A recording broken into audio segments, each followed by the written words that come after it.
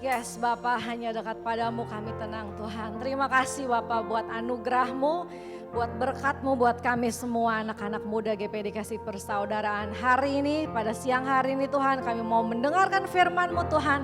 Kami mau belajar sesuatu yang baru biar tanah hati kami menjadi tanah hati yang subur. Biar firman-Mu berbuah 100 kali lipat Tuhan. Di dalam nama Yesus Tuhan, pakai lidah bibir hamba-Mu Tuhan untuk menyampaikan isi hati-Mu. Di dalam nama Yesus, haleluya, amin. Silakan duduk teman-teman. Hai, berjumpa lagi dengan saya di bulan November ini.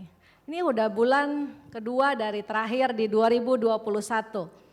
Wow, 1,5 bulan lagi kita udah ganti jadi 2022.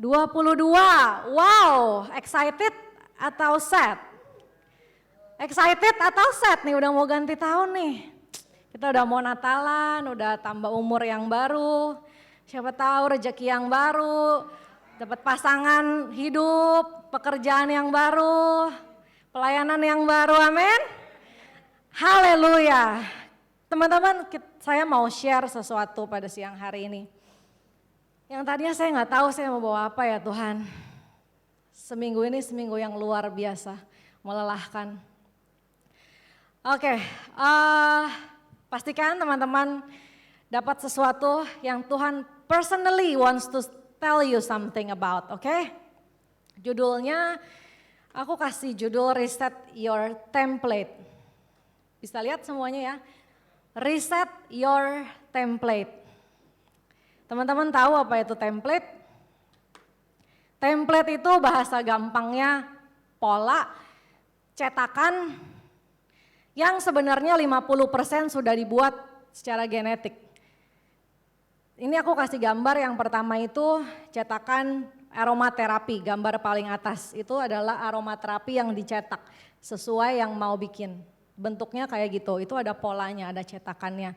Yang pola di bawahnya, ini kalau orang-orang konveksi tahu dah. Itu adalah pola bikin jaket.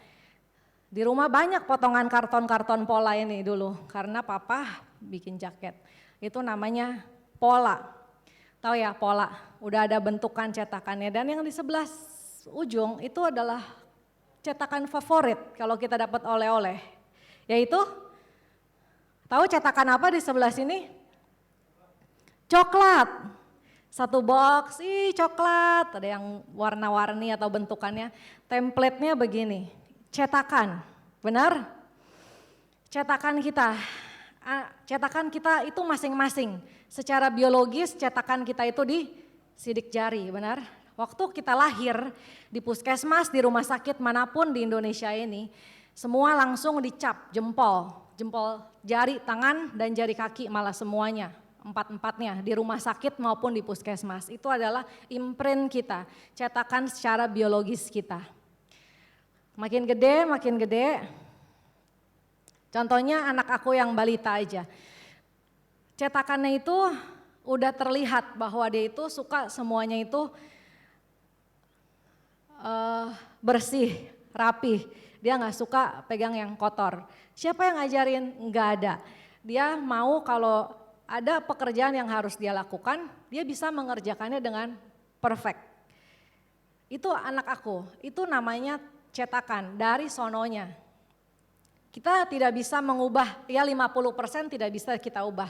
Tapi ternyata kalau kita hadir semua saat ini masih percaya sama Tuhan saat ini, ternyata Tuhan bilang ada banyak template yang kita buat sendiri seiring perkembangan kita dari kita kecil sampai sekarang yang butuh diedit loh teman-teman, yang butuh di reset loh teman-teman. Halo? Yang butuh di reset itu ada loh ternyata. Tahu ya kalau ini pas udah jadi ternyata aromaterapinya nggak simetris. Kalau ternyata nggak simetris nanti cairannya bisa tumpah bener miring ke satu sisi. Kalau begitu apa yang harus dilakukan? Di reset cetakannya bener. Cetakannya dibentuk lagi, oh ini kurang miring. 10 derajat lagi ke atas baru nggak miring. Itu di reset namanya. Benar? Coba bilang reset. Reset. Oke. Dan aku percaya kita semua di sini ciptakan Tuhan adalah sungguh amat baik. Amin. Tuhan gak ciptakan kita jelek, cacat, enggak ada. Dari zaman Adam dan Hawa Tuhan bilang, oh manusia itu sungguh amat baik. Lebih dari sekedar good. It's very good. Amin. Kamu dan saya, kita semua itu sungguh amat baik. Tapi kenyataannya kenapa banyak yang jadi nggak baik, atau baik miring dikit, atau baik coret dikit. Nah, coba kita cari tahu. Hari ini aku mau sampaikan dari Hagai 2. Hagai ini ada di Perjanjian Lama, 2 kitab terakhir dari Perjanjian Lama. Hagai ini seorang nabi. Dia tiba-tiba disuruh datang ke governor, ke bupati kota. Terus tiba-tiba dia disuruh Tuhan bilang gini, Hagai 2 ayat 3 dan ayat 4. Ini ke bupati kotanya orang Israel setelah zaman pembuangan. Jadi ceritanya ini masa di mana Bait Allah sudah hancur, mereka dibuang. Tapi sama salah satu raja di negeri pembuangannya, bangsa Israel diperbolehkan pulang ke negeri asalnya. Dari Israel sana pulanglah, walaupun kampung halamannya udah bekas jajahan, udah bekas kota jajahan gitu ya. Nanti aku kasih gambar, tapi kita baca dulu. Who is left among you who saw this temple in its former glory, and how do you see it now in comparison with it? Is this not in your eyes as nothing? Yet now take heart, Zerubbabel, says the Lord, and take heart, Joshua, son of Jehozadak, the high priest, and take heart, all you people of the land, says the Lord, and begin to work, for I am with you, says the Lord of hosts. Jadi yang aku kutip di sini bukan katanya manusia, bukan katanya raja, bukan katanya imam besar, itu ada imam besar, ada pemuka, ada governor itu gubernur. Bukan, tapi Tuhan yang ngomong. Jadi bahasa Indonesianya gampangnya gini, orang Israel kamu lihat enggak, bukan sebelumnya, kamu di antara kamu ada enggak tua-tua orang-orang jompo yang sisa dulu masa penjajahan yang pernah lihat bait Allah yang begitu megahnya, bait yang Salomo buat, ada enggak yang pernah lihat? Kalau ada yang pernah lihat, coba bandingin sama sekarang si bait Allahnya. Apakah itu enggak seperti tidak ada apa-apanya? Apakah itu bait Allah seperti nothing? Sekarang itu kayak reruntuhan, itu kayak tidak ada apa-apanya. Tapi ayat 4-nya, Tuhan sendiri yang bilang lagi. Tapi sekarang, take heart. Sampai 3 kali ditulis take heart. Gubernurnya dibilangin, imam besarnya dibilangin, take heart all you people of the land, says the Lord. Poin berikutnya adalah begin to work, for I am with you, says the Lord of hosts. Oke, jadi biar kebayang. Ini adalah gambaran bait Allah waktu masa Salomo. Katanya setengah emas di dunia saat itu ada di bait Allah yang Salomo buat Tuhan. Coba pikirin dulu, setengah emas di dunia itu ada di bait Allah yang Salomo buat. Bayangin, setengah emas di dunia loh. Di dunia bukan cuman yang kamu punya, itu semuanya dilapisin emas cuy. Ini tuh cuman buat taro mesbah, dalamnya peralatan sendok, garpu, candelier tuh apa ya, tatakan lilin ya. Yang buat berdiriin lilin itu pun dilapisin emas, semuanya emas. Sebegitu megahnya. Terus begitu mereka pulang sekarang, berapa ratus tahun kemudian, berapa masa kemudian, jadinya kira-kira ini aku nggak persis ya. Ini gambaran reruntuhan di Yerusalem. Tapi nggak persis ini bait Allah. Kira-kira kalau reruntuhan tuh begini, bekas dijajah dan dibakar. Kira-kira nih kayak ginilah bebatuan, puing-puing, kayaknya emasnya udah habis dijarah, bener? Kalau bekas negara terjarah pasti yang namanya benda berharga hilang ya. Gitu ya. Mungkin kalau dulu mereka semangat mau memuji Tuhan karena masuk megah, rasanya baru masuk pintu udah berkilauan, rasanya hadirat Tuhan mungkin turun. Mungkin kalau sekarang ya elah ngeliatnya aja udah males, gue ngapain beribadah. Kesannya Tuhan gak ada lah kalau tempatnya jelek begini. Mungkin Tuhan sampai datengin itu Hagai suruh bilang, hey, kamu lihat kan sekarang kayak gitu kondisinya. Gak ada apa-apanya kan sebenarnya dibandingin bait Allah yang penuh dengan emas. Terus kita ini ingat gak teman-teman bahwa dulu kita pernah belajar juga. Bahwa kamu dan saya, kita adalah 1 Korintus 3 ayat 16. Tidak tahukah kamu bahwa kamu adalah bait Allah dan bahwa roh Allah diam di dalam kamu? Do you not know that you are God's temple and that God's Spirit lives in you? If someone destroys God's temple, God will destroy him. For God's temple is holy, which is what you are. Amin. Kita ini bait Allah, benar? Bait Allah, cuman yang mungkin sekarang ini karena faktor globalisasi, perkembangan zaman, dan lain-lainnya kita udah banyak jadi hancur. Nah, atau ada yang harus di reset bait Allahnya. Bait Allah yang Tuhan ciptakan. Bait Allah itu adalah kita. Karena roh Allah ada di dalam kita dan kita itu adalah bait Allahnya yang kudus. Mungkin ada hal-hal yang kecil tapi kurang kudus jadinya. Kalau kudus dicoret jadi kurang kudus atau tidak kudus, sama aja. Nggak ada abu-abu jadi katanya, hitam atau putih. Nah, jadi aku mau bilang message hari ini, coba teman-teman tangkap sendiri, aku sampein dulu poin pertama. Take heart, poin yang Tuhan bilang sampai 3 kali kepada bangsa Israel.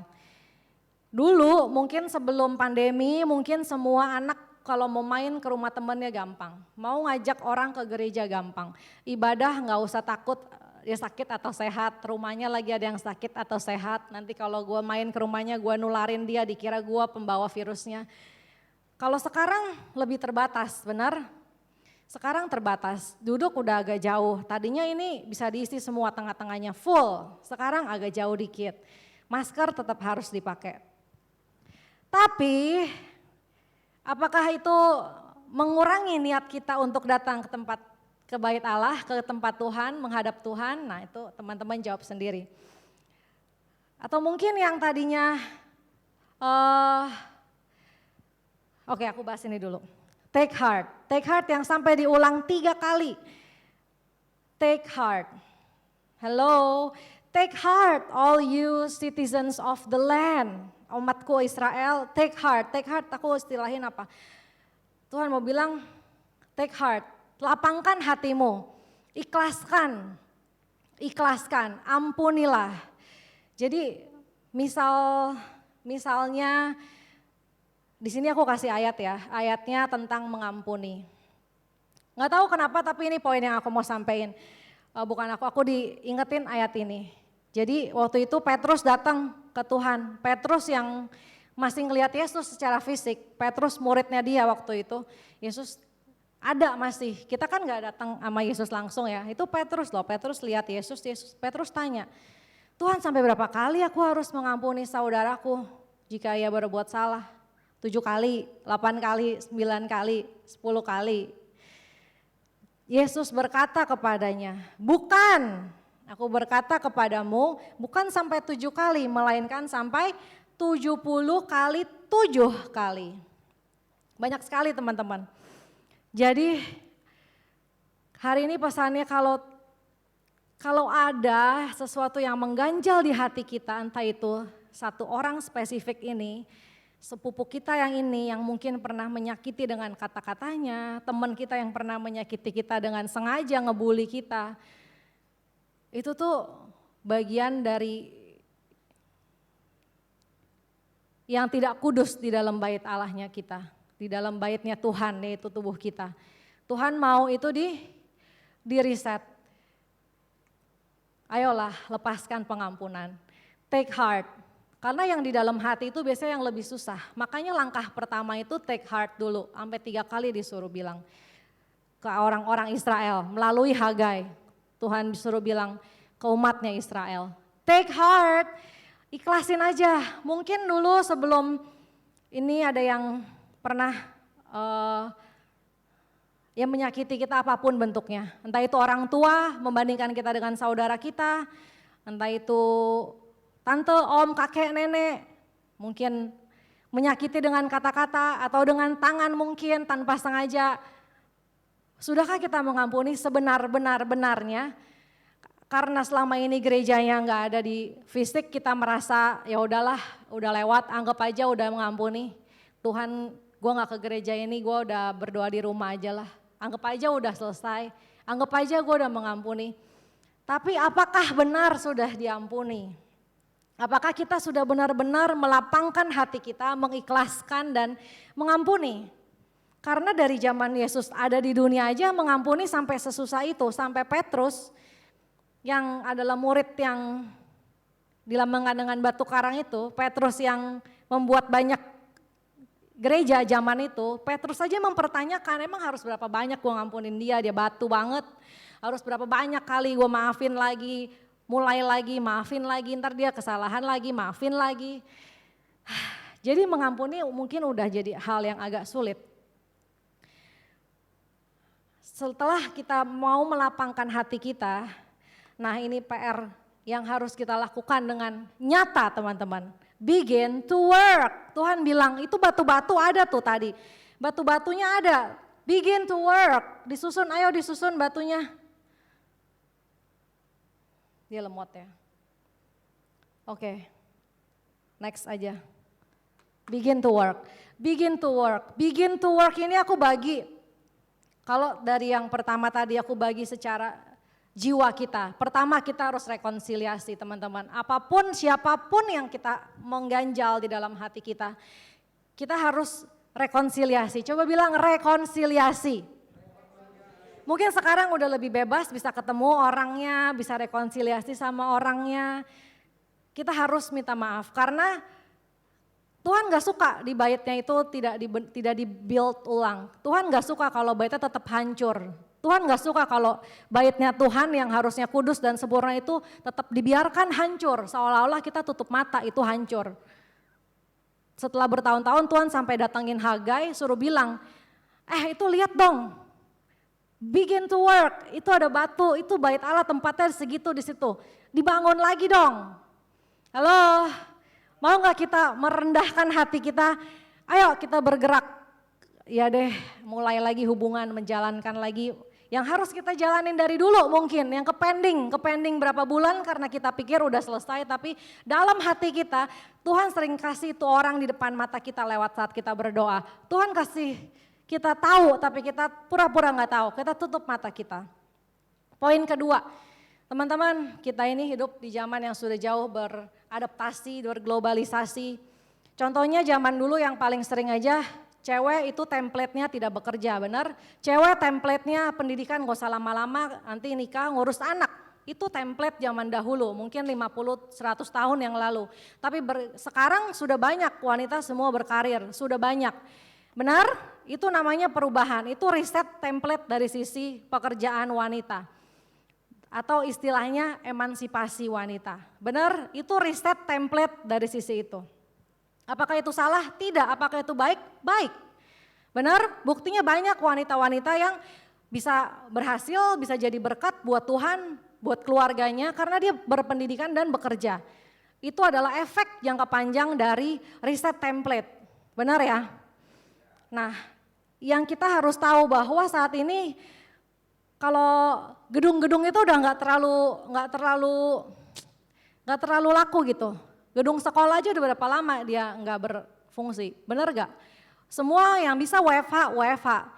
Semua yang bisa office online. Semua udah banyak bikin tempat buat sewa kerja WFH. Ada program hotel buat WFH, work from hotel. Semua udah begitu.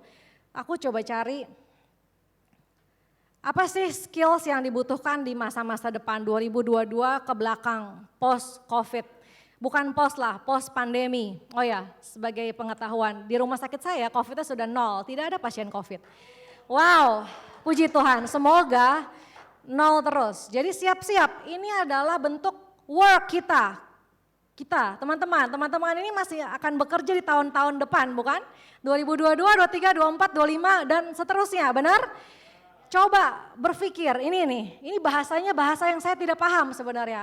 Pertama, data science. 2, artificial intelligence. 3, UX design. 4, web development. 5, cloud computing. 6, blockchain programming. 7, remote communication and collaboration. 8, data IT security.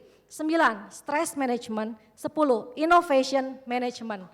Jadi tolong teman-teman kalau mau Anda bersaing di masa depan, kalian harus beradaptasi, reinvent skills kalian. Ini skills dan soft skills yang harus ditambahkan ke template kita. Kalau template kita cuma lulus modal ijazah, mau jadi apa nanti ke depannya? Kalau template kita orang Indonesia cuma bisa bahasa Indonesia, lulus SD, SMP, SMA, kuliah, ijazah S1 kita itu banyak tidak diakui di luar negeri. Sorry to say, tapi itu nyata. Apalagi di kedokteran, punya kedokteran S1 di UI sekalipun, tidak bisa dipakai mau jadi dokter di luar negeri. Benar, itu kenyataannya. Tapi saya bersyukur saya udah jadi dokter di zaman ini karena saya nggak tahu saya mau jadi apa kalau saya nggak jadi dokter. Saya nggak tahu saya mau bekerja apa di bidang ini yang saya sebutkan. Coba data science, artificial intelligence, UX design, web development, cloud, blockchain, programming. Wow, teman-teman tolong beradaptasilah, reinvent yourself, reinvent your skills. Karena inilah yang dibutuhkan anak-anak muda di masa mendatang. Tuhan bilang kita itu adalah generasi yang akan menjadi kepala dan bukan ekor. Amin. Tuhan itu bilang itu tuh ada batu-batunya. Kalian harus begin to work. Amin. Walaupun yang sekarang tampaknya tidak lebih baik daripada yang dulu, mungkin kalian melihat, wah kok papa saya bisa ya dari nol merantau, punya rumah sekarang di Jakarta. Walaupun sederhana tapi ada bisa menghidupi saya, bisa nyekolahin saya. Padahal dulunya ngerantau dari luar kota ke Jakarta, kok bisa ya? Kayaknya saya nggak bisa deh sekarang. Halo, bukan waktunya lagi buat bilang gitu. Amin. Bukan waktunya lagi buat bilang begitu. Kita harus take heart, semangat, ikhlasin aja. Kalau kamu udah pernah gagal, ikhlasin. Kalau kamu udah disakitin, dihianatin orang, yang ampuni aja. Tapi habis itu apa? Begin to work, amin. Begin to work, minta maaf lah. Minta maaf itu kerjain dulu, langkahin dulu, ngomong dulu. Walaupun rasanya sih saya nggak perlu ngomong lagi, dia udah lupa. Biarin aja, ngomong dulu. Amin, setelah itu lihat diri sendiri, coba nanti direnungin, didoain, direnungin. Ini dari semua skills yang akan dibutuhkan di masa depan. Ada nggak yang harus kita kerjakan dan yang kita bisa upayakan. Les, kursus online, sekarang banyak banget kita bisa ambil online class, program yang kita bisa ambil tanpa harus fisik datang. Ini hanya sesuatu yang aku cari karena ini penting, karena teman-teman yang akan bekerja di masa depan, amin. Amin. Back dong ke slide sebelumnya. Oke, terus secara roh, coba kita lihat lagi, refleksikan teman-teman. Apakah sebenarnya riset template kita itu sesederhana waktu bersama Tuhan. Ini aku ada tulis template kolam Bethesda. Teman-teman tahu ya cerita sekolah minggu di mana ada seorang yang udah lumpuh puluhan tahun duduk diam di pinggir kolam Bethesda. Di pikirannya apa? Kolam Bethesda itu digoncangkan sama malaikat, dia dibawa orang ke dalam kolam, cemplung baru dia sembuh. Itu template berpikirnya karena itu yang terjadi. Benar gak? Itu ada ceritanya di Alkitab kan. Jadi template-nya adalah kalau kita dibawa orang yang sehat, orang sakit dibawa yang sama orang sehat ke kolam, saat kolam itu berguncang, maka orang sakitnya sembuh, benar? Tapi ternyata apa yang dia butuhkan dan tiba-tiba karena anugerah Tuhan emang, tiba-tiba Tuhannya sendiri yang datangin dia, amin?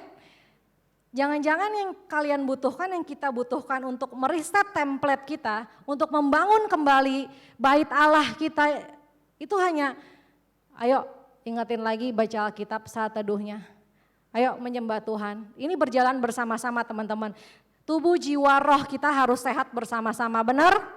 Kita gak mungkin cuman rajin ke gereja baca Alkitab, tapi kita gak punya skills, kita gak punya pendidikan, kita gak punya pergaulan, itu gak mungkin.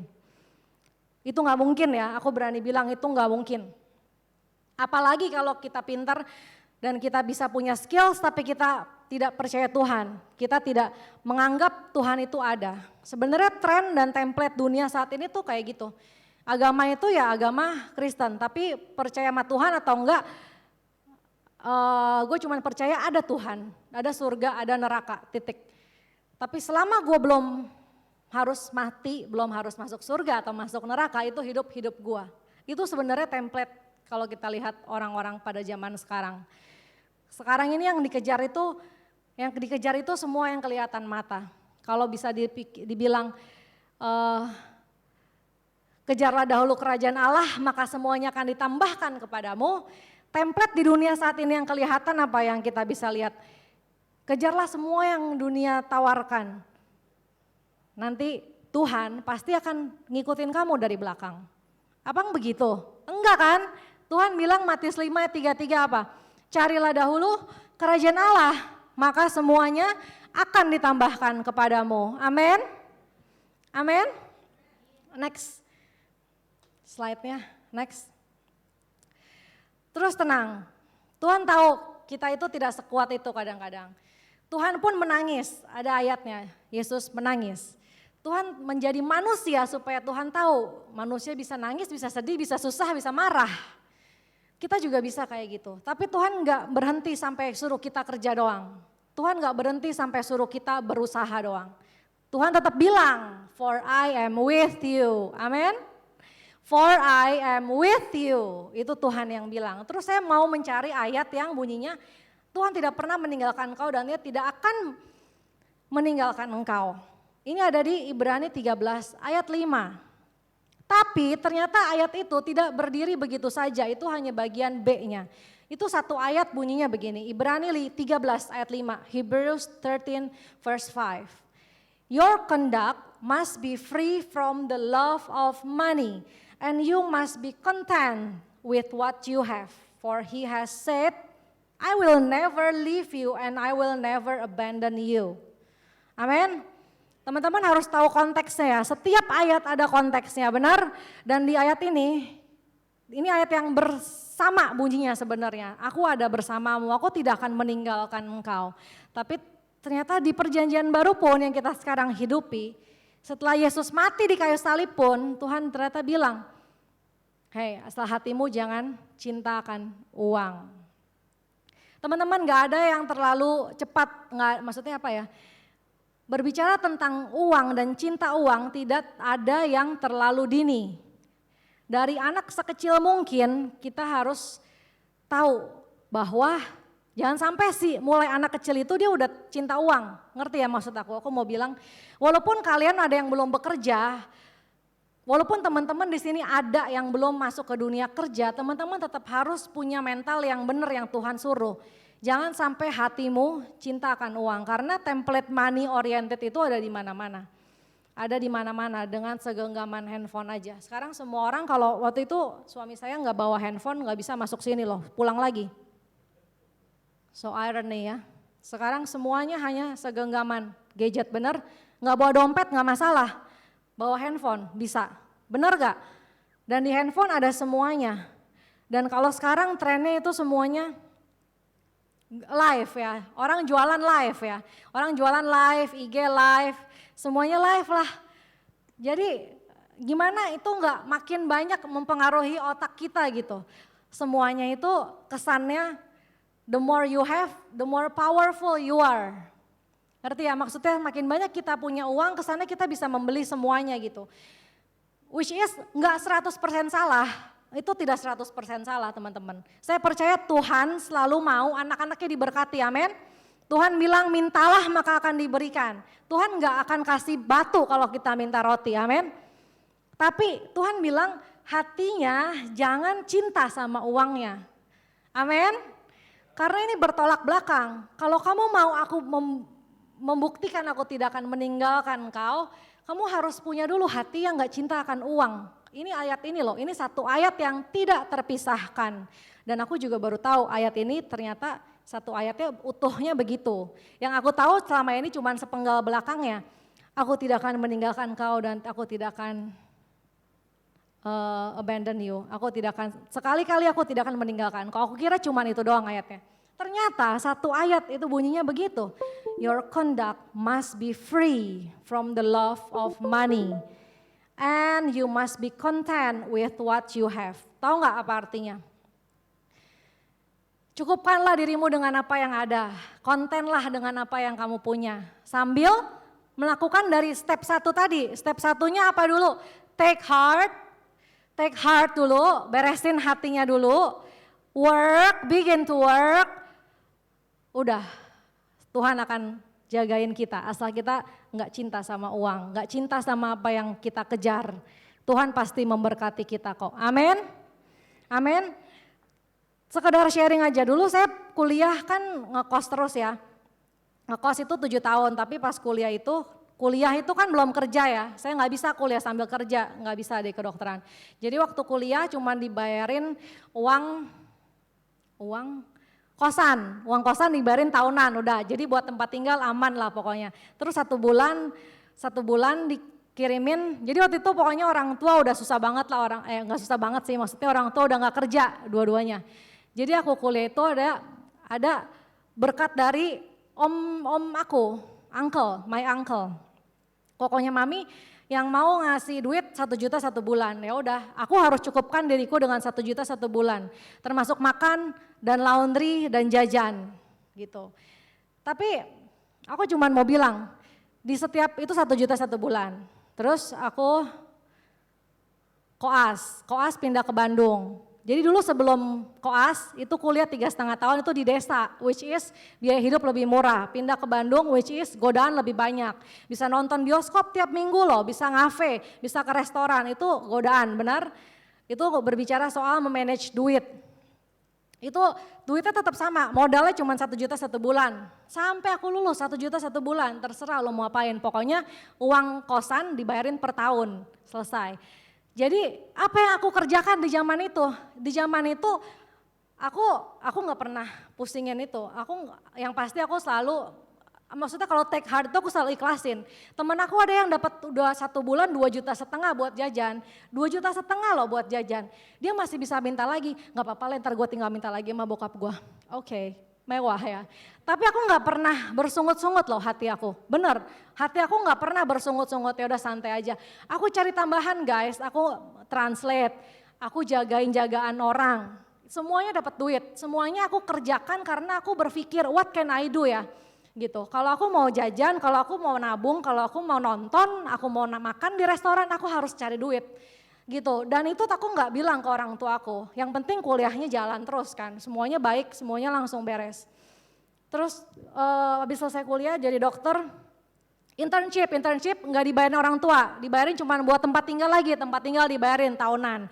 Cari makannya gimana? Dapat dari pemerintah 2,5 juta 1 bulan. Tinggalnya di mana? Di Indramayu, agak jauh. Indramayu 2,5 juta sebulan, makan sih murah banget. Tapi yang susah buat jajannya, karena tiap minggu aku mau ke Bandung. Dari Indramayu ke Bandung aku bawa mobil. Kalau di Indramayu doang, gosong. Panas, nggak ada hiburan, nggak ada AC, aduh gosong lah di Indramayu. Ke Bandung itu pakai duit, benar? Bensin, jajan, makan, nonton. Dari mana duitnya? Cari duit sendiri. Kerjain training, bantuin kayak jadi asdos. Terus jadi dokter di klinik-klinik yang dibayar per pasien 20.000, per pasien 20.000, dikumpulin. Kerjain translatean, semuanya yang bisa aku kerjain. Terus kerja dimulai dari, habis itu kerja ya? Oh ya kerja. Ya udah kerja, dimulai dari kerja pokoknya dapat gaji. Semuanya itu aku merasa nggak pernah kurang, nggak pernah lebih, semuanya selalu cukup. Amin, sampai sekarang ya semuanya nggak pernah lebih, nggak pernah kurang, semua selalu cukup. Yang pasti semuanya selalu kita perpuluhan. Amin.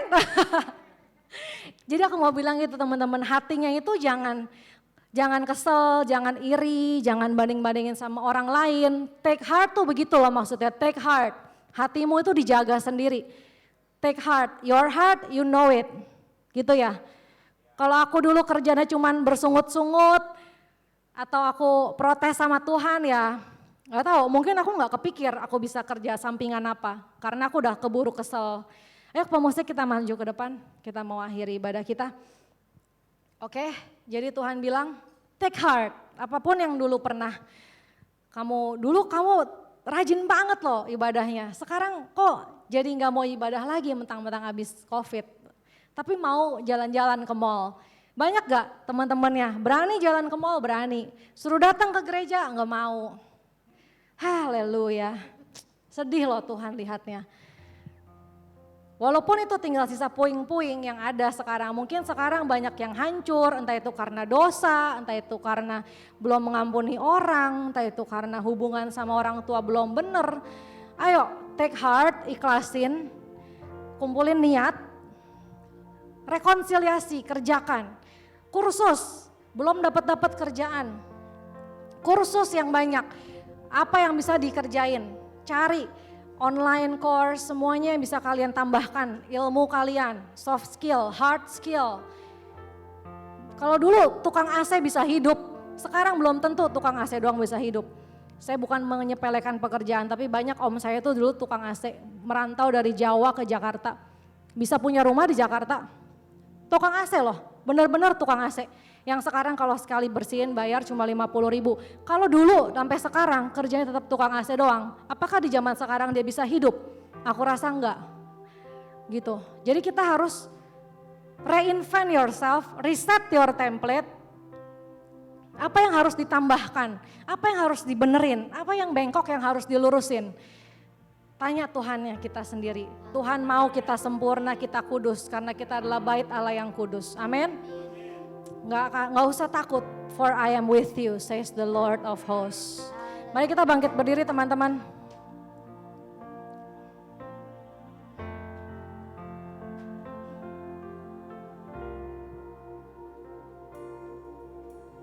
Anugerahmu kepadaku tak pernah berubah.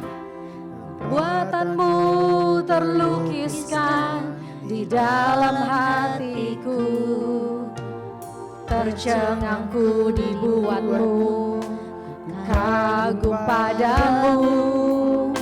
Tak ada di hidupku yang luput darimu. Kau indah, kau mulia, tiada sepertimu.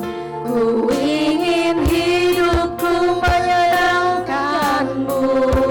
Kau terawal dan terakhir, pencipta segalanya. Kau terawal Dan terakhir, pencipta segalanya.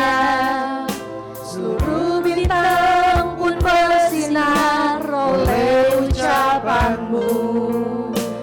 Engkau pun mengasihiku, penulis hidupku. Tak henti segenap nafasku, menyembahmu selalu. Ku indah, kau mulia, tiada sepertimu. Ku ingin hidupku menyenangkanmu.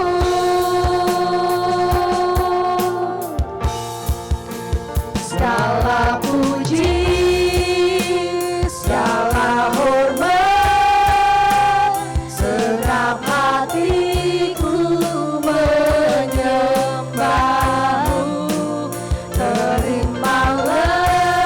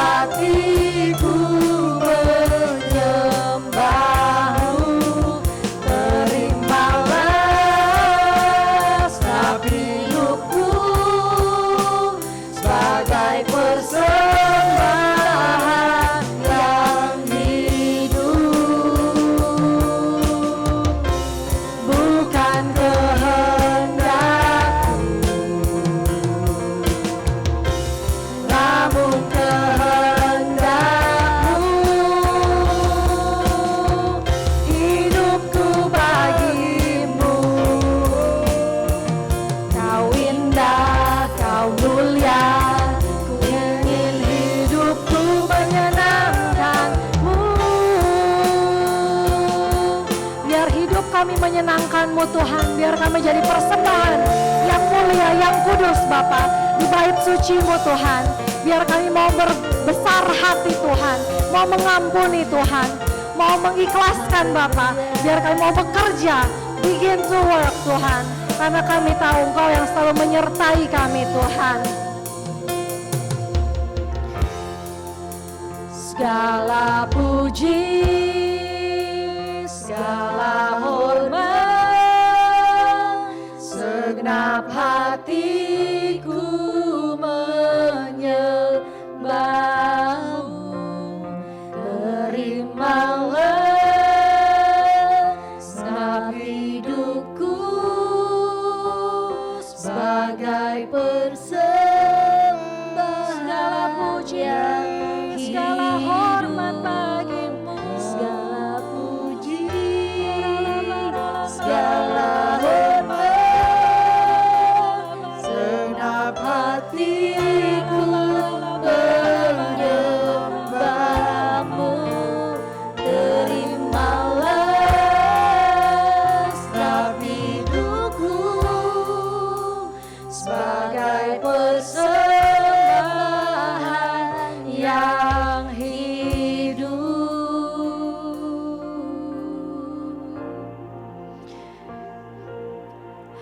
Puji, ya Bapa, setiap kami ini hati setiap kami Bapa. Segenap hati. Kalau teman-teman ada diingatkan Tuhan harus mengampuni siapa, harus mendoakan siapa, harus mengasihi siapa, harus meriset apa di hidup kamu. Teman-teman taruh tanganmu di atas dadamu. Mau bilang buat Tuhan, ya Tuhan aku mau nurut sama Engkau. Ya Bapa, aku mau perbaiki bait Allah-Mu ini Tuhan. Aku mau perbaiki bait Allah-Mu ini Tuhan. Kalau Tuhan ingatkan kamu untuk tambahin skill kamu untuk belajar ini. Kamu harus tambahin cara kamu berdoa, kamu harus tambahin waktu buat aku. Ya Tuhan, ini kami, ya kami mau nurut kata-kata-Mu Tuhan. Ini anak-anak-Mu Tuhan. Kami mau nurut apa kata-Mu Tuhan. Kami mau taat sama Engkau Tuhan. Kami mau meriset bait Allah yang udah Kau buat di dalam hidup kami, yang sempurna, yang kudus Tuhan.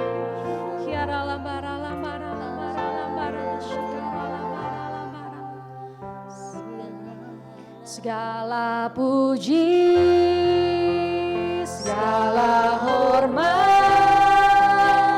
segenap hatiku menyembah-Mu. Terimalah segenap hidupku. Haleluya. Teman-teman, masih kuat berdiri? Masih kuat berdiri? Oke, hari ini kita mau doa sama-sama ya. Hari ini kita akan berdoa, saya sebagai gembala menunjuk teman kita Tikmas dan istrinya Vivi untuk menjadi youth leader, untuk memimpin teman-teman di ibadah youth, agar kalian bisa bertumbuh menjadi anak-anak muda yang luar biasa.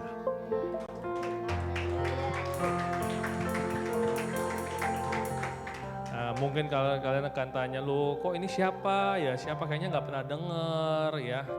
Tapi beliau adalah seorang yang mengasihi Tuhan, mencintai Tuhan. Di masa muda beliau bersama-sama dengan Pastor Desriko. Desriko memuridkan atau dimuridkan tuh waktu itu? Oh kamu muridnya? Bener ya? Nggak salah ya? Oh oke. Karena saya udah agak lupa. Iya, dia memuridkan Desriko. Orangnya baik, tapi tegas. Jangan main-main. Ya, tapi dia mengasihi Tuhan dan mengasihi orang-orang muda. Ya, dan saya rindu kalian akan menjadi orang-orang muda yang luar biasa. Saya sangat diberkati tadi dengan firman Tuhan tadi, kita harus riset, harus apa lagi tadi? Habis riset apa? Reinvent, tadi ada sekian macam daftar kerja ya. Hah? Skill, ya daftar skill yang harus kita punyai teman-teman sebagai orang muda. Ngomong, masih kuat nggak? Masih ya, oke. Nanti kita pulang, jangan takut ada goodie bag. Di sebelah sana tadi ada donor darah, tadi saya ketemu sama CEO-nya. Saya dikasih kartu nama, saya ketemu. Jadi saya waktu datang, saya lihat banyak goodie bag, saya tanya dari mana nih? Oh dikasih. Ya saya kan gembala, saya harus terima kasih kan. Saya datang ke sana, saya bilang Kak, thank you ya. Ini, oh ya ini mereka kalau kalian lihat ini ada DABS. Saya tanya DABS ini apa sih? Yayasan apa ministry atau apa? Mereka bilang, oh bukan Pak, ini kantor IT. Tapi masih virtual. Saya agak bingung juga ya. Kalian jangan bingung, oke? Masih virtual. Terus mereka cerita, ini kami sedang mengadakan program CSR. CSR. CSR ya, CSR. Jadi company melakukan seperti itu. Jadi teman-teman nanti pulang jangan takut ada goodie bag. Ya. Kita doakan biar mereka juga diberkati Tuhan. Loh, mereka memberkati kita. Kita doakan mereka diberkati oleh Tuhan. Firman Tuhan berkata yang memberi akan diberi. Amin. Oke, saya mengundang Tikmas dan Vivi maju ke depan. Saya mengundang Christine, saya mengundang Pastor Desriko dan Pastor Noni juga maju ke depan. Kita akan berdoa bagi youth leader yang baru yang akan melayani selama 3 tahun dari 14, hari ini 14 November 2021 sampai 13 November 2024. Oke, naik ke atas dong. Karena mau di depan, oke lah di depan bolehlah. Ada Pastor Andi, silakan Pastor Andi maju ke depan, kita akan doakan. Haleluya. Mau berlutut, berdiri, mau angkat kaki, angkat tangan boleh. Ya. Haleluya. Tanyakan lagi ini sekali lagi, segala puji. Segala puji hita karabashikiriya ramata karabasangkarama.